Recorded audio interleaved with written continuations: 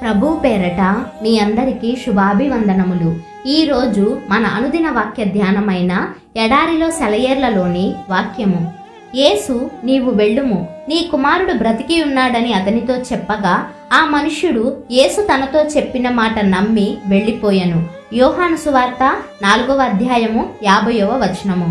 ప్రార్థన చేయునప్పుడు మీరు అడుగుచున్న వాటి నెలను పొంది ఉన్నామని నమ్ముడి. మార్కు సువార్త 11వ అధ్యాయము 24వ వచనము.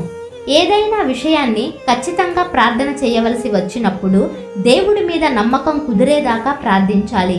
జవాబిచ్చినందుకు దేవునికి హృదయపూర్వకంగా కృతజ్ఞతలు చెప్పగలిగేంత వరకు ప్రార్థించాలి.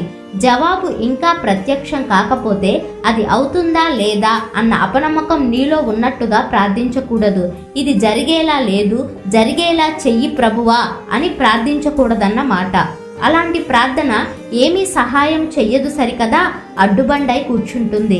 ఇలాంటి ప్రార్థన నువ్వు చేసినప్పుడు నీకు ఉన్న కాస్తో కూస్తో విశ్వాసం కూడా పూర్తిగా తుడిచిపెట్టుకుపోతుంది.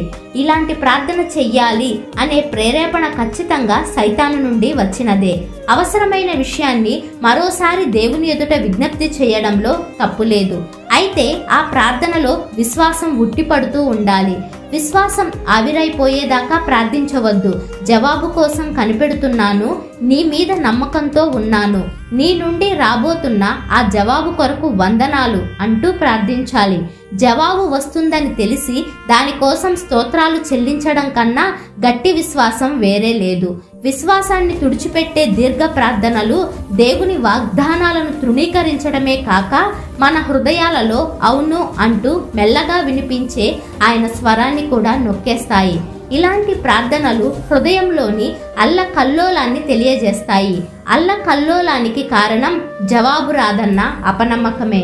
విశ్వాసులమైన మనము, విశ్వాసం ఉన్న మనము ఆ విశ్రాంతిలో ప్రవేశించుచున్నాము. హెబ్రీలకు రాసిన పత్రిక 4వ అధ్యాయము 3వ వచనము. విశ్వాసాన్ని ఇంకిపోజేసే ప్రార్థన ఎలా వస్తుందంటే, దేవుని వాగ్దానం గురించి పట్టించుకోకుండా మనం అడిగిన విషయం ఎంత అసాధ్యమైనదో అన్నదాని మీద మనసు లగ్నం చేసినప్పుడు వస్తుంది. అబ్రహాము తన శరీరము మృతతుల్యమైనట్టు భావించను గాని అవిశ్వాసం వలన దేవుని వాగ్దానమును గూర్చి సందేహింపక, రోమీలకు రాసిన పత్రిక 4వ అధ్యాయము 19-20 వచనములు. విశ్వాసాన్ని వాడిపోయేలా చేసే ప్రార్థనలు మనం చెయ్యకుండా ఉండేలా జాగ్రత్త పడదాం. విశ్వాసం అన్నది ఒక ఆలోచన కాదు, ఒక దృశ్యం కాదు, ఒక వివేచన కాదు.